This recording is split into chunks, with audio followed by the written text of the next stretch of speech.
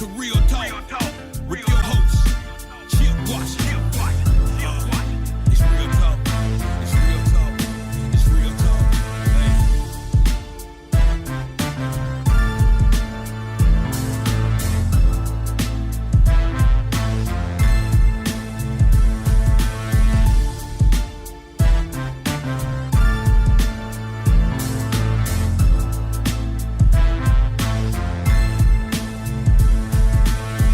And here we go. Here we go. Can y'all hear me? I hear a faint echo. Microphone. There you go. I got you. All right. There you go. I think y'all can hear me now out there.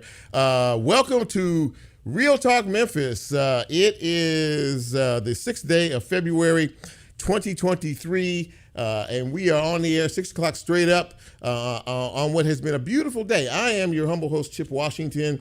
Very happy to be with you on this day that the Lord has made. We're going to have a good show for you tonight, we hope. And we're going to probably try to access a lot of information in reference to where we are tonight. First things first, of course, how do you get this fine piece of radio broadcasting? Well, you can do it any number of ways. We are on live right now on the radio, 91.7 WYXR on the FM side. You can also catch us on the app, WYXR app. We are also available on the TuneIn app. And, of course, we are on Facebook Live. At least I think we are. I don't know what's going on with that screen there. I see two things going on. But we're supposed to be on Facebook Live here tonight. And then tomorrow, once they post the show, we will be on YouTube. And we, of course, are a podcast. So you can catch us tomorrow wherever it is you get your podcast. So, again, very happy to be here with you on this evening. In terms of our guest tonight, we hope that we are going to provide a good show for you. I'm sorry. You're hearing echoes, and that is my phone, and that is my bad. There we go. Cut everything off here. We are going to have several good guests tonight. The first being City Council Chairman Martavius Jones. And, of course, what is ever present on all of our minds is the Tyree Nichols case. The City Council will meet tomorrow afternoon in what I am assuming will be a contentious meeting because there are still many protests going on. There are a lot of questions that still haven't been answered in reference to his tragic death. And I'm sure they are going to face a lot of slings and arrows come tomorrow. We'll talk to him about what to expect. He did issue a promise to the protesters and to our citizens that the City Council will do everything it can to try to reassess what is going on with the Memphis Police Department in terms of the culture, in terms of just, the training. And there is a great trust that has been broken. I don't think anybody would argue that. And, legislative action needs to be taken, if it can, locally in terms of policies and procedures, statewide, of course, and then maybe even on the national front. So we will ask him about all of that in just a few minutes. After him, we will speak with Gary Rosenfeld. Gary is the president, or actually the CEO, of MATA Transit here in town.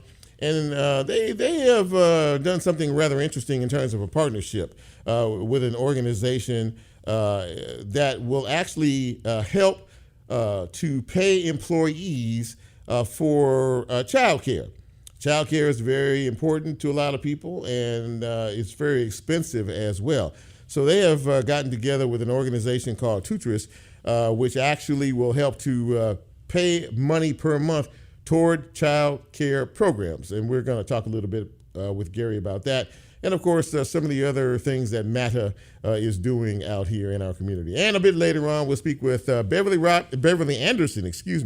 Beverly is a tax expert. It is tax time. I know. None of us like to hear that, but there are a couple of new tax laws that are in effect this year that you may need to know about. And also, she is someone who talks about diversified small business. And if you all are interested in being an entrepreneur, she can help you with that in terms of training. So good show on tap for tonight, as we always do this time of the day. We celebrate birthdays. If you celebrated your birthday this past weekend, or today, or even this upcoming week, This is for you. This is the shout out that we do each and every Monday night. But I can't do it unless I say, hit it, Bryn.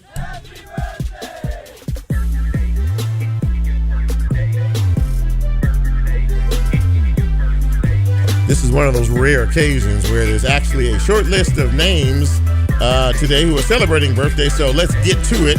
Happy birthday to Brianna Davidson. Happy birthday, Lauren Marlene. Brenda Salisbury celebrating today, as is DeCorin McKinney. That's all I got. If you know folks who are celebrating a birthday, give them a special shout out from all of us here at Real Talk Memphis. And we hope to be with you next year to celebrate your next trip around the sun. Brent, thank you. All right, so as we jump into the news and notes, it was another very busy and tragic weekend here in the city. We had a total of 6 shootings, which resulted in 3 deaths. Once again, in our city, we just can't seem to get past all of the unnecessary violence that we see here on a daily basis. There, of course, is back to the Tyree Nichols situation. There is a 7th officer who has been suspended or relieved of duty from the Memphis Police Department. We don't know what his name is. We don't know what his rank is. And we don't know anything about this person other than he has been relieved of duty. And maybe we will get some information as time continues to move along. Preston Hemphill was fired last week. He's the white police officer that was a member of the Scorpion unit that was on scene at the Nichols situation. He's the one that fired the taser initially and, made some derogatory statement about catching Nichols as he ran off from being tased by him and also pepper sprayed. He was relieved or fired from his position for several charges, including personal conduct and being untruthful or lying on his police report.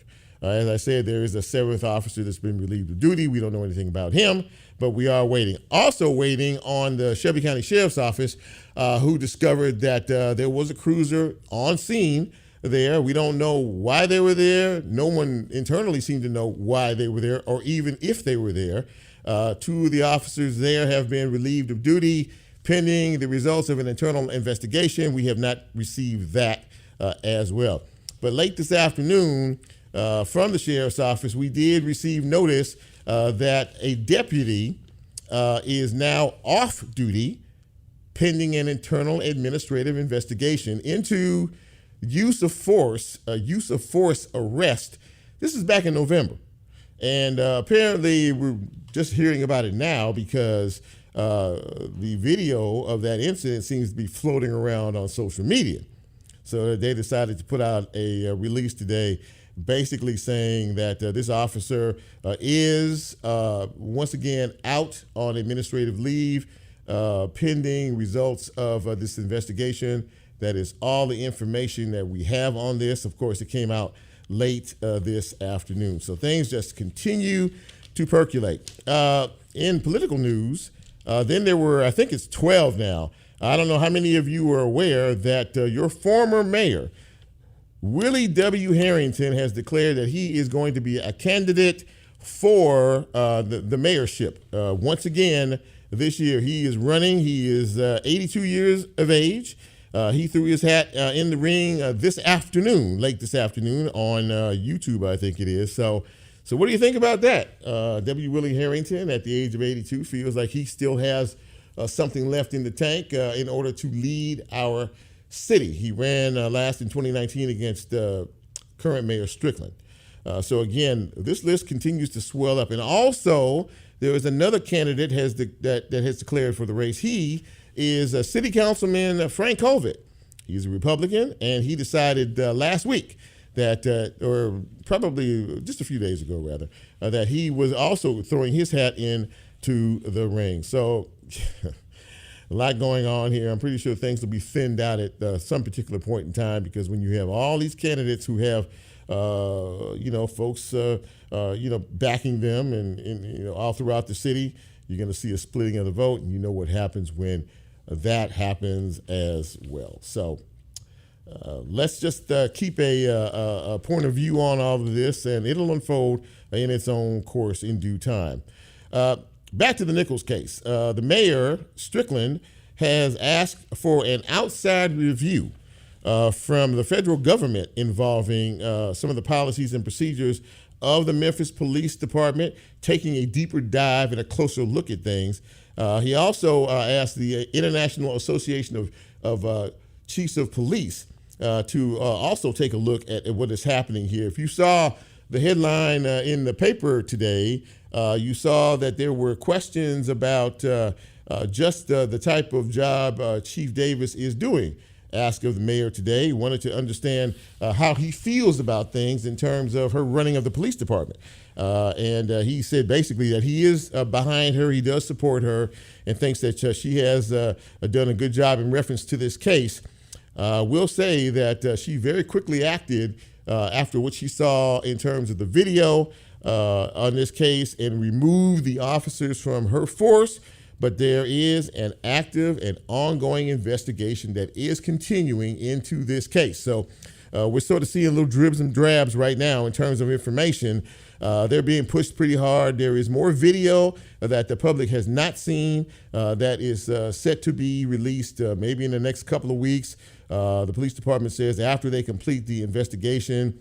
DA Mulroy is also, again, they're continuing to look at things as they get information in terms of what may happen as more charges might be issued for maybe the current or former police officers and maybe some others that we are not aware of. Of course, 3 paramedics were fired last week because they failed to render aid in this particular situation as well. So yeah, this is an ongoing thing, and there are still a lot of missing parts and pieces.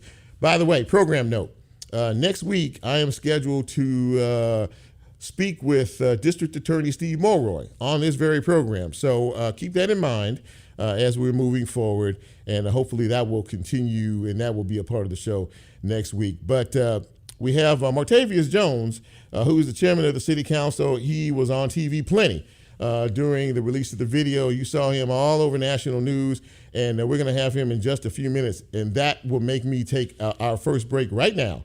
And when we come back, we are going to speak with City Council Chairman Martavius Jones on this edition of Real Talk Memphis on this Monday evening. So stay with us. Don't go away. First break, right back.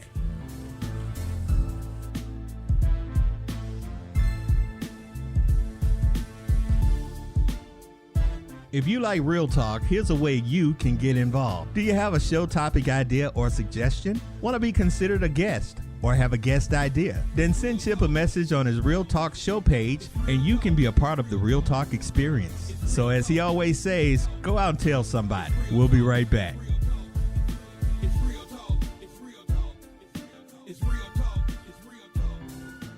WYXR is supported by the Onstage at the Halloran Center season, presenting the Orchestra Unplugged, Copeland Appalachian Spring, on Friday, March 3rd. Robert Moody and members of the Memphis Symphony Orchestra bring you inside the minds and music of composers to discover connections and meaning to works of art. More information at orpheum-memphis.com. The Onstage at the Halloran Center season presents the Memphis Songwriters Series, hosted by Mark Edgar Stewart. Mark and his musical guests take audiences on a journey behind the music, sharing stories and introducing new works. The next event is on Thursday, February 16th. More information at orpheum-memphis.com. At WYXR, we are committed to uplifting local organizations and businesses who are making an impact in Memphis. If you are looking for ways to spread the word about your business on air and want to support WYXR at the same time, email us at sponsorships@wyxr.org.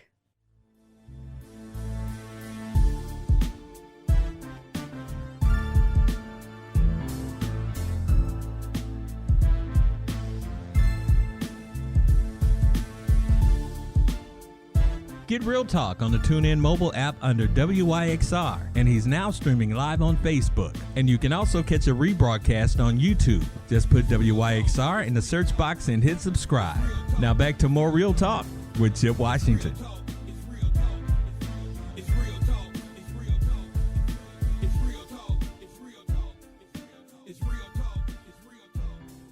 And welcome back to Real Talk Memphis on this Monday evening in the city. Glad to have you with us. And of course, I want to, before we even get into the interview, I want to say hello to all the folks who are chiming in or checking us out on Facebook Live this evening. Good evening to you all. Glad to have you all with us. And I'm also glad to have our first guest with us.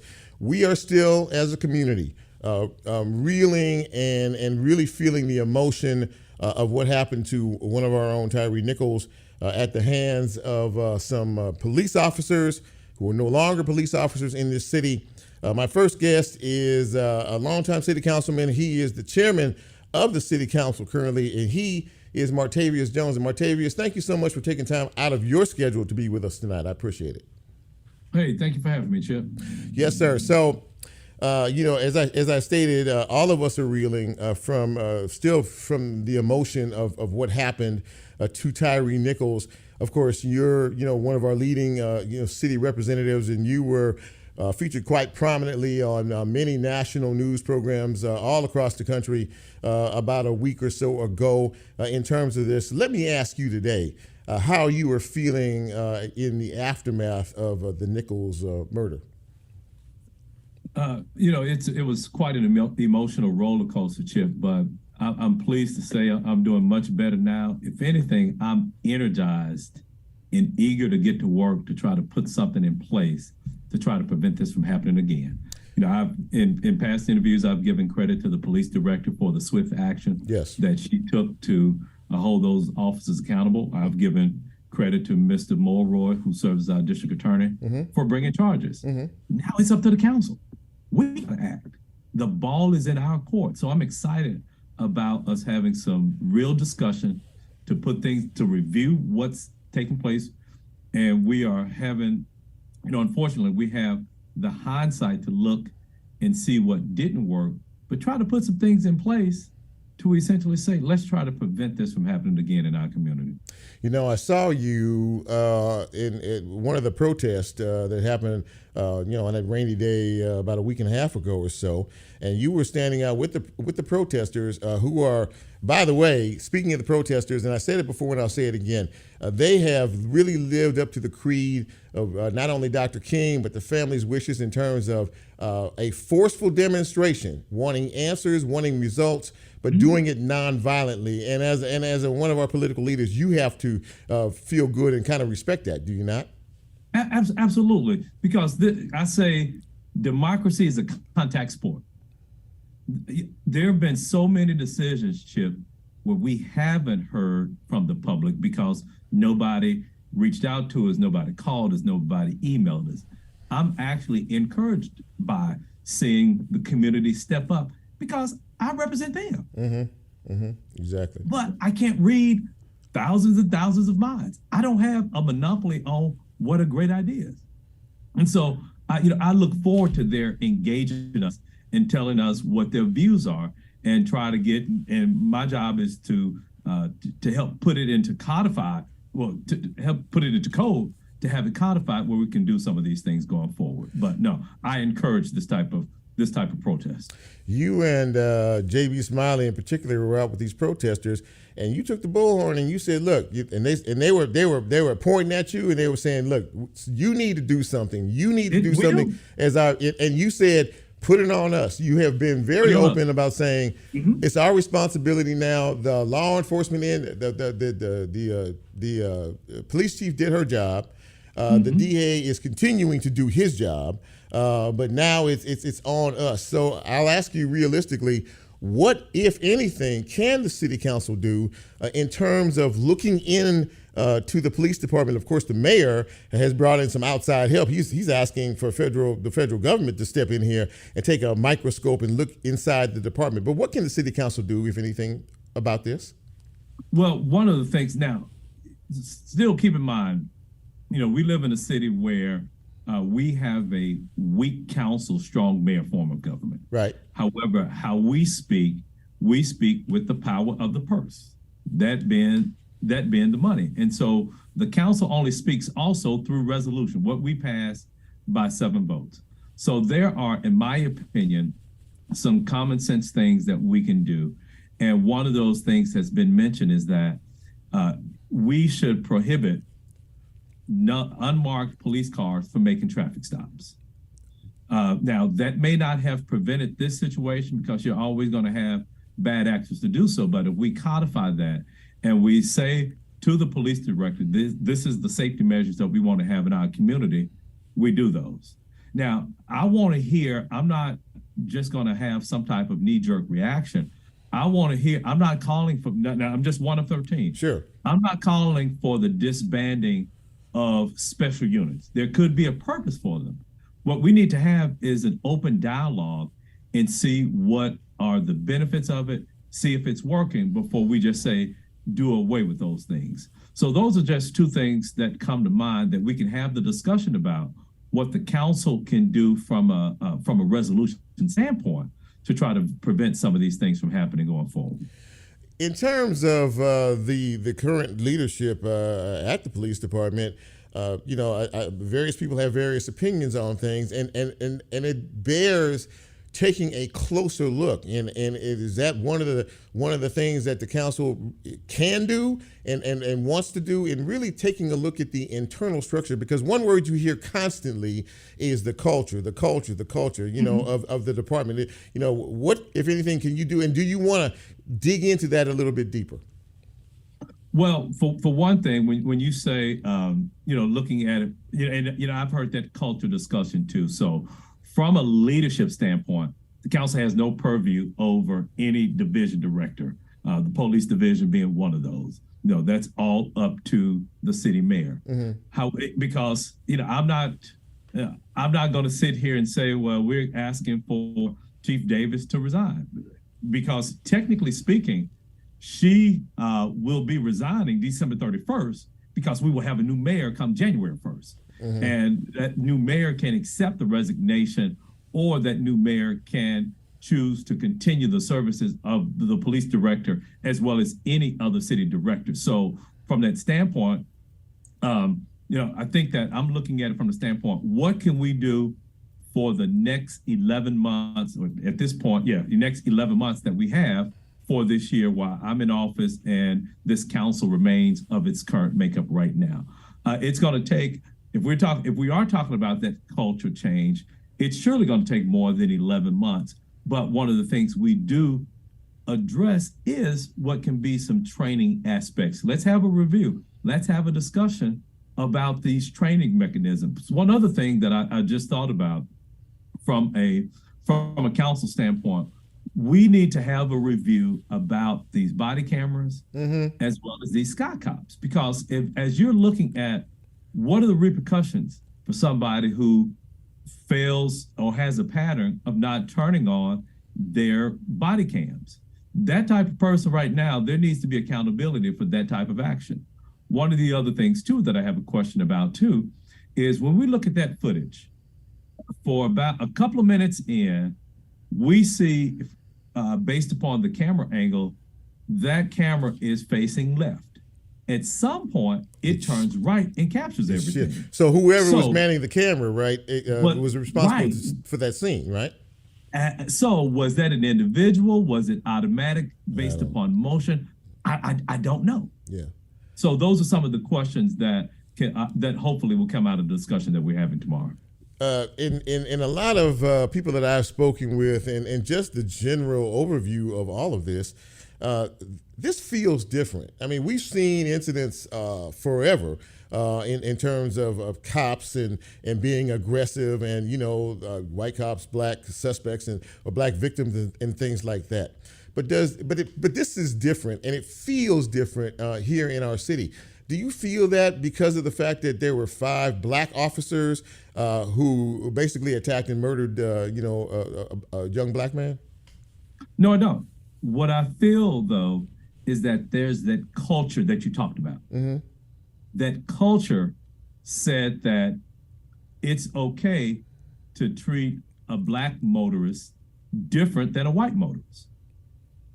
That's that culture. And so we need to work on that culture, and hopefully we can have that training to essentially say, it's that culture that basically said when you go up to a motorist, based upon what we've seen in the body cam video, who is doesn't seem to be combative, doesn't seem to be resisting. Right. It's that culture, more so than what happened to be the colors of the perpetrators or the officers in this incident.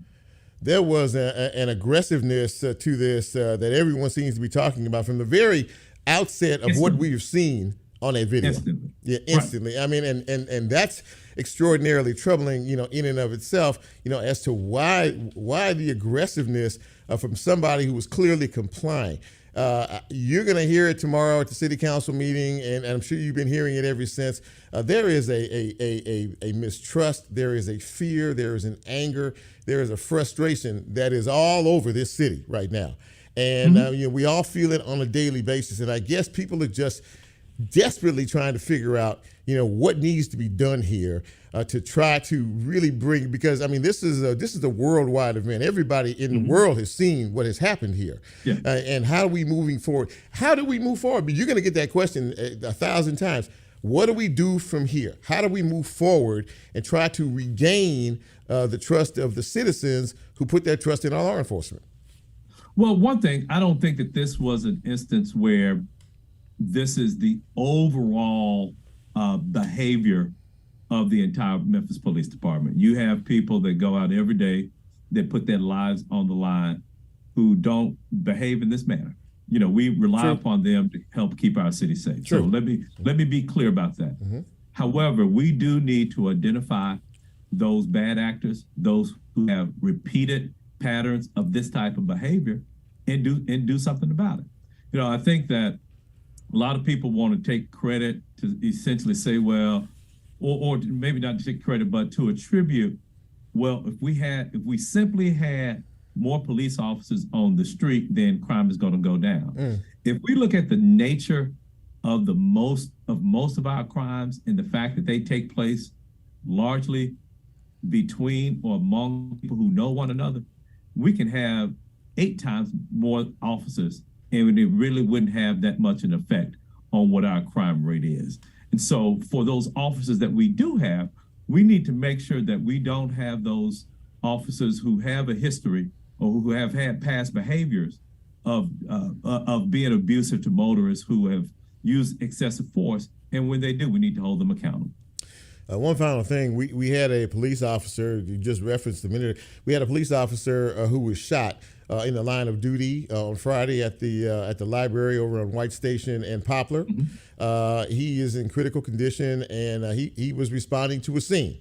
And the suspect didn't comply. It seems as if, Martavius, that there is no regard whatsoever for our law enforcement professionals by these individuals who are committing these crimes. Thankfully, the other officer that responded put that suspect down. He's dead.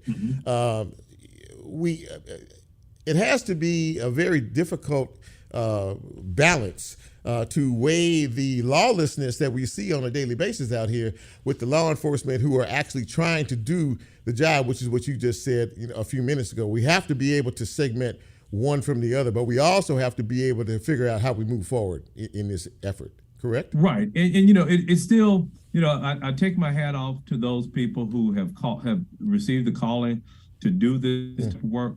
But Chip, part of the emotional part of it is realizing that could have been you, that could have been me in that particular vehicle. And you and I wouldn't behave in any type of manner that would cause, and it seems like Mr. Nichols, from what we saw, what the video footage that was available, he didn't present any type of threat to those officers that would warrant that type of response for them. Right. And so that's, but I still would say that's the culture, and we need to be judged individually, still balancing the fact that you're going to have some folks out there who are not going to have the officer's best interest in heart, and it's a delicate balancing act that they have to do. Martavius Jones, City Council Chairman, a lot more questions than answers. You have been very forthright in your thoughts and your opinions that you've given. Best of luck as we continue to move forward and we continue to heal from this very difficult situation. Thank you for coming on the show tonight. Appreciate it. Thank you for having me, Chip. Good to see you, partner. You too. Take care, man. Thank you. All right. Bye-bye. Martavius Jones, ladies and gentlemen, a very open, honest, and frank conversation about where we are with the Tyree Nichols case and how we tend to move forward in this progress. We are going to take another break. And when we come back, we are going to shift gears a bit, and we're going to talk about a very interesting partnership, so to speak, with Meta and its employees, and it has a lot to do with childcare. This is Real Talk Memphis for a Monday evening. I am Chip. We will be right back.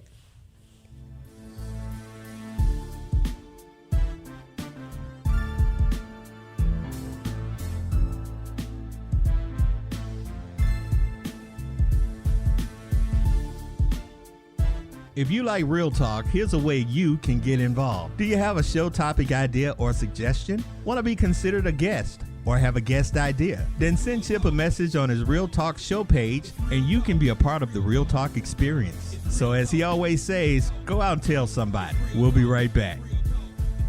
It's real talk. It's real talk. It's real talk. It's real talk.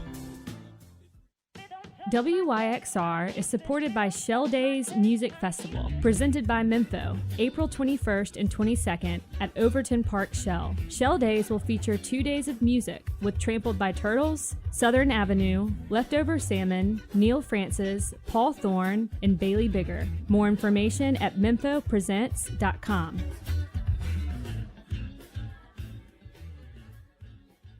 You're listening.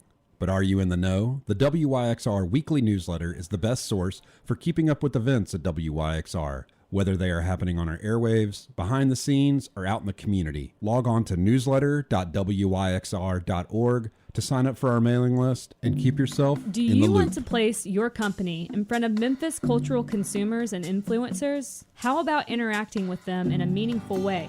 WYXR's second annual stereo sessions at the Memphis Listening Lab is back. We are looking for sponsors to support WYXR's exploration of unsung albums from the musical history of Memphis. For more information, email us at sponsorships@wyxr.org.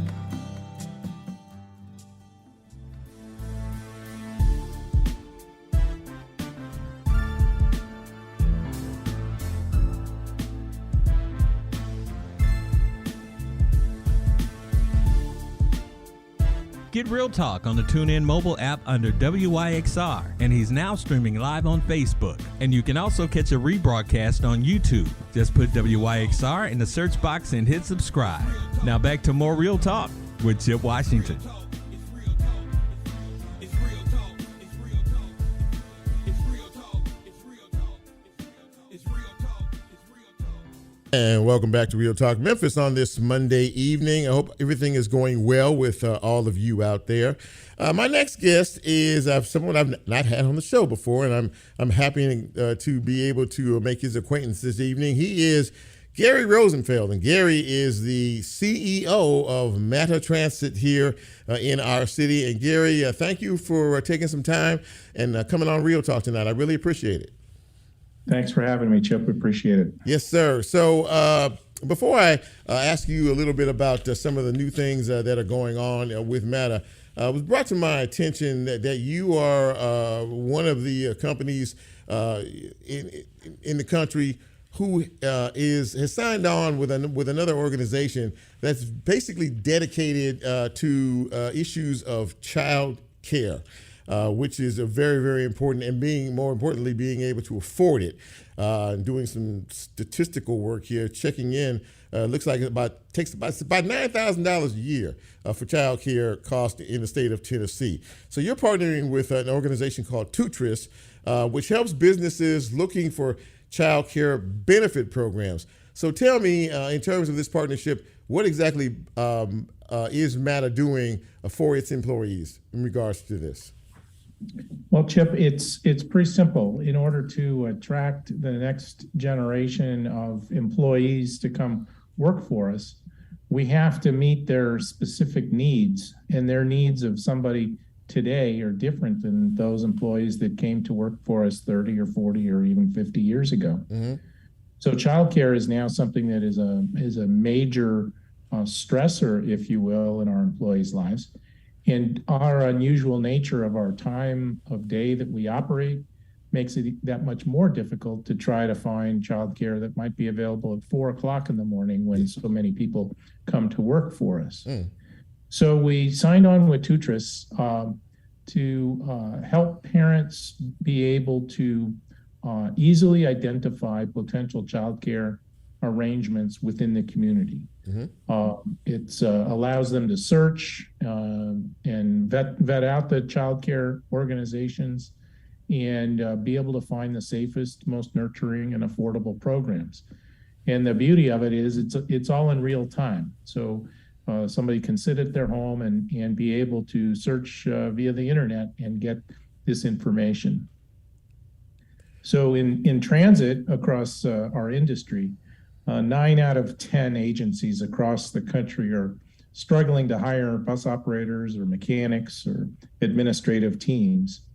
And this is just one of those things. It's one of our one of our tools in our toolkit to try to attract and retain good, solid people that are looking to have a quality experience for their kids. Talk about the financial end of this that you all are providing, which I think is really extraordinary in and of itself. We made a conscious decision that we would attempt to buy down some of the cost of childcare, and our employees can get a $200 a month stipend, if you will, to offset some of the cost of childcare. And there's so many different ups and extras in the childcare market. If you're late to pick up your child, or if it's too early, or any of these other things. So hopefully this $200 will help level the playing field and allow somebody to be able to sign on with a dedicated childcare provider that can ease their minds about where their children are at and how they're thriving.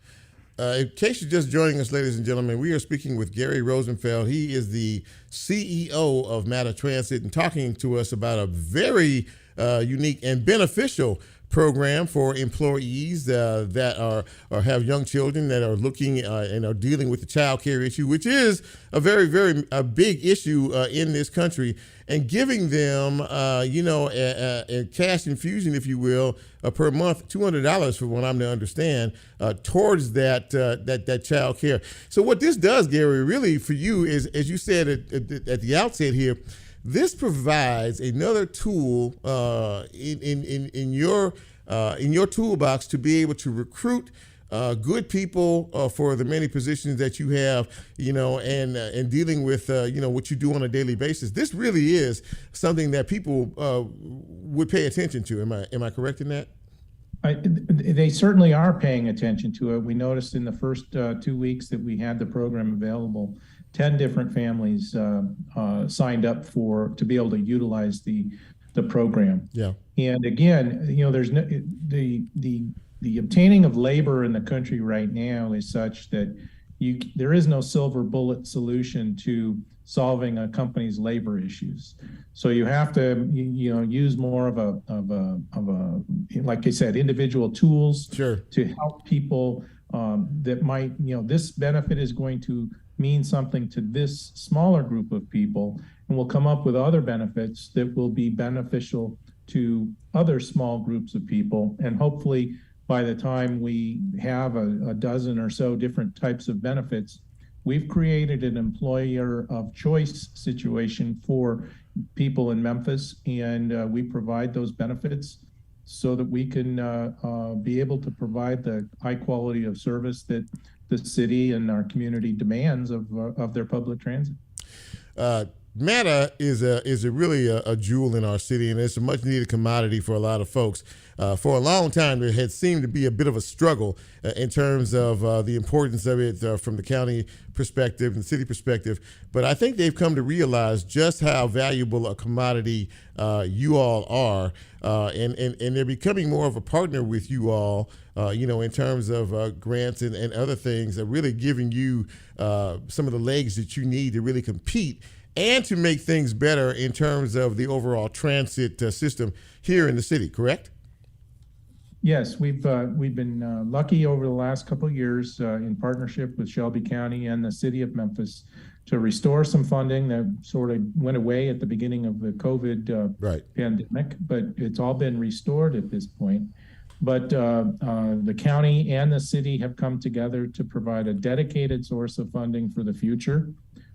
It will cover about 40% of our local budget, if you will. Wow. Okay. So it's not everything, Sure. but it's definitely a great start, great step in the right direction.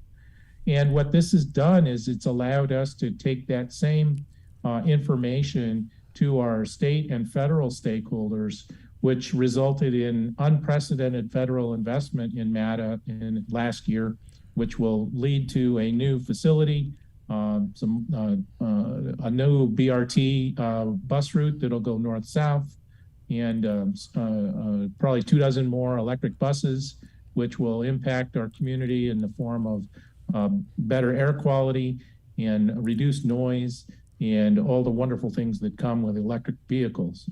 But the partnerships between the city and the county and our state, TDOT and FTA, are very important. And these different groups look at how each other invests in the program. Sure. And when they see the local investment go up, the federal side at least is willing to increase their understanding of our program and hand us some additional federal funds.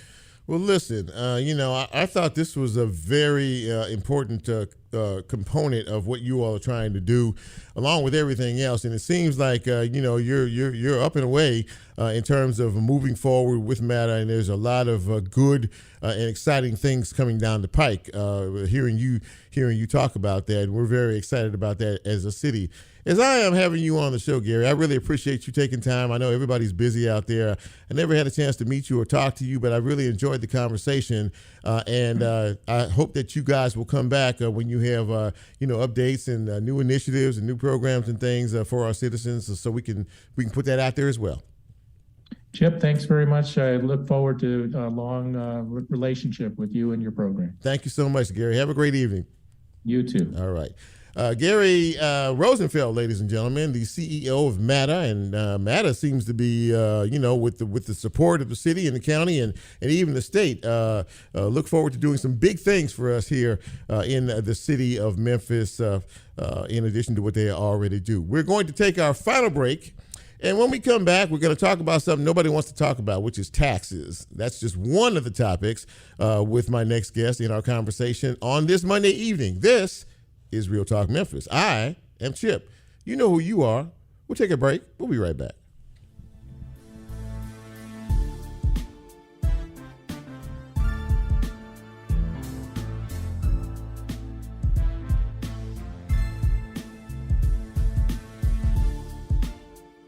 If you like Real Talk, here's a way you can get involved. Do you have a show topic idea or suggestion? Want to be considered a guest or have a guest idea? Then send Chip a message on his Real Talk show page and you can be a part of the Real Talk experience. So as he always says, go out and tell somebody. We'll be right back.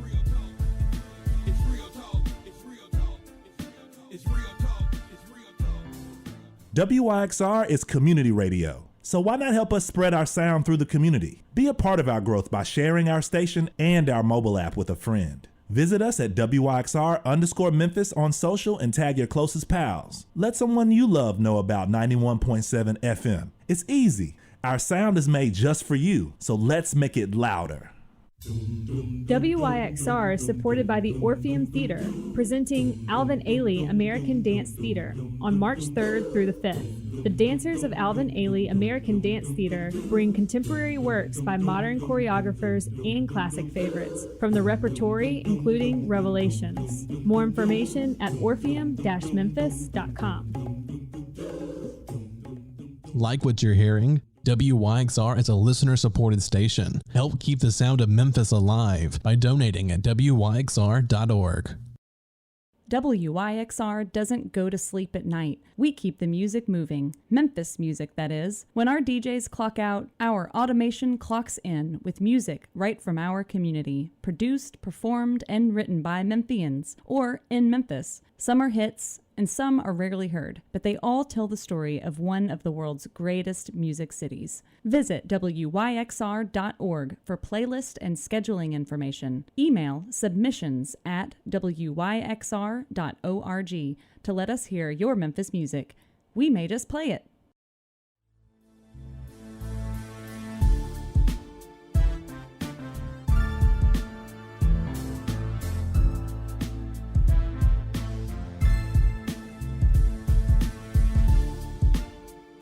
Get Real Talk on the TuneIn mobile app under WYXR, and he's now streaming live on Facebook. And you can also catch a rebroadcast on YouTube. Just put WYXR in the search box and hit subscribe. Now back to more Real Talk with Chip Washington.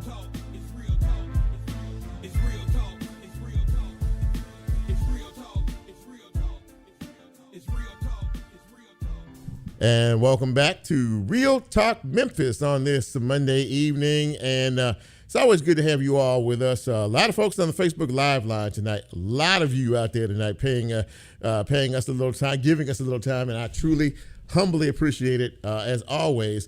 My next guest is someone, a new friend I've never met before, but brought to my attention. It's tax season, whether we like it or not, and most of us don't. But it's tax season, and there are some new laws that go into effect this year that could affect how you do what you do, and maybe if you're used to getting a refund, how that works as well. So we're going to talk about that and a few other things with Miss Beverly Anderson. And Beverly, it's good to see you, and it's great to have you on Real Talk Memphis. Thank you, my new friend. Yes, it's good to have you, and welcome to the show. So we are talking, we're about getting into tax time now. We're all getting our little forms from our employers and things like that. There are a couple of things that people may not know that they may need to know in terms of a couple of changes in the tax laws this year. Yes, and they'll be surprised. We'll have people that say, well, I didn't get as much as I got last year, or why do I have to pay this year? Mm-hmm. A lot of people will find that happening with them. Yeah. The biggest tax laws that I think that would affect most people, especially your listeners, are those tax laws changes around the child tax credit. Yeah, tell us about that. Tell us about income tax credit. Yeah, tell us about that. Well, okay, well, what was happening is because, of course, like I'm sure you was into too, in the pandemic for the last 3 years. Sure. And so there was a lot of pandemic money, that's what I call it, mm-hmm. where people were getting extra funds, extra refunds based on their children. Sure, they were getting also the SNAP benefits. Yeah. So there were a lot of benefits that were happening during that time. Mm-hmm. However, now we're back to almost pre-COVID tax laws. And so one of the things that's happening with the child tax credit is people will see a reduction in that credit. Okay. So they will still kind of get some credit. For instance, there's an increase in age allowance that had expired. Mm-hmm. A child must not have been 17 now by the end of 2022. So one time it was kind of open. Okay. Again, in light of the pandemic, the initial amount for child tax credit is $2,000. That includes, of course, a maximum additional credit of $1,500. So again, that's changing for those who are claiming children. Okay. So and I always like to tell people now, you may not want to sell your children this year. Okay. Because you don't need wait on that a little bit. We need wait on that a little bit. I got it. I get it. Because you're gonna need all of that now this year, Chip, for that. Again, the maximum credit increase is $6,900, a little more than $6,900 for 3 or more children. That's why I said you may not want to sell them this year. Yeah, I got you. Because you get a little bit more in your earned income tax, but the child tax credit itself is what's going to be what's decreased. Is that the one? Is that the biggest one? Is there another one? Is there another law that's changing this year that people need to look out for? Well, the standard deduction. Okay, and of course, the standard deduction based on your household. For a married couple that's filing jointly is $25,900. And again, the standard deduction is just what's going to come off of your taxable income. Okay. If you're head of household, and I wanted the head of household, it did increase by $600 this year. But I want to clarify, just because you are single and head of your own household does not qualify you for a head of household style filing status. Why? Because, and I get that, why? Why? You can't throw that out there and just leave it just hanging. You need to tell us why. That's a big hit. Yeah. To qualify for head of household, you have to have a qualifying dependent. And typically it's children. Okay. So don't sell the children. You got to have a child, right? You got to have a child or children, right? In terms of that, right? Exactly. Some person has to qualify you for head of household. And then, of course, the single or married filing separate. And again, I want to talk about that one. That one also increased by $400 to $12,950. Okay. Now, with that filing status, especially married filing separate, because I get this every year, is when my spouse and I don't file together. Right. That's different. That's your marital status versus your filing status. All right. Okay. So it's different. But just because you all don't file together does not mean you automatically in a married filing separate status. So if you did it like that though, is there a change in the amount that if you're going to get a refund you might get versus filing the other way that you just because if you do married filing separate status, then first thing you won't have any credits. You won't get any. You're going to lose whatever credits you can get. You do better filing single. Really?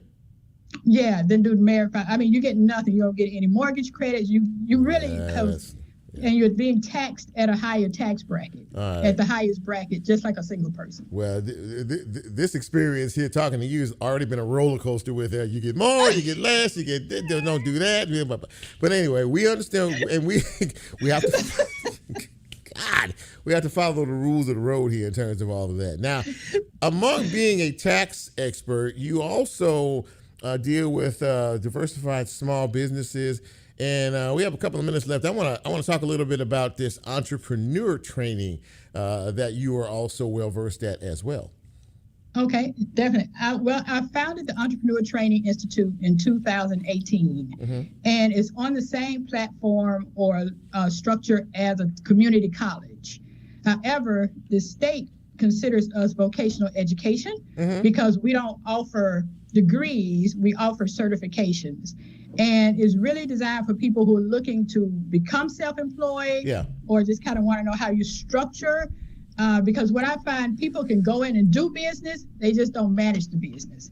And so we teach them the management piece of doing business. We offer 4 courses. We offer small business or entrepreneur development.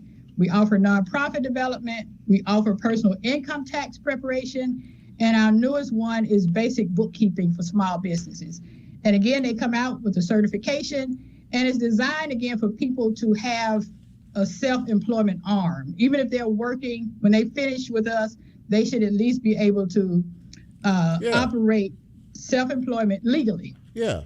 That comes in handy. Have you found that as we're coming out of the pandemic phase of things, more people are interested in becoming self-sufficient in terms of business?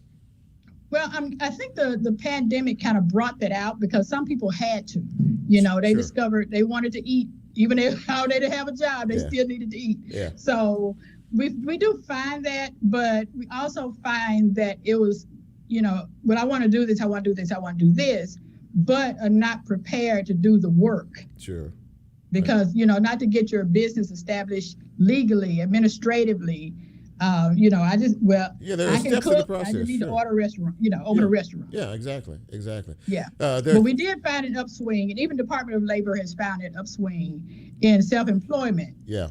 That's why you see the numbers say unemployment is down. Yeah. Oh, that's interesting.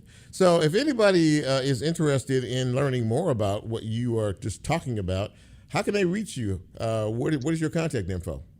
Okay, my bookkeeping service, again, Diversified Small Business Service, that's a bookkeeping and tax business. Got it. And that's at mybookkeeper01.com. That's my website. Okay. And for the Institute, it's myETinstitute.org because the Institute is actually a 501c3 organization. Okay. All right.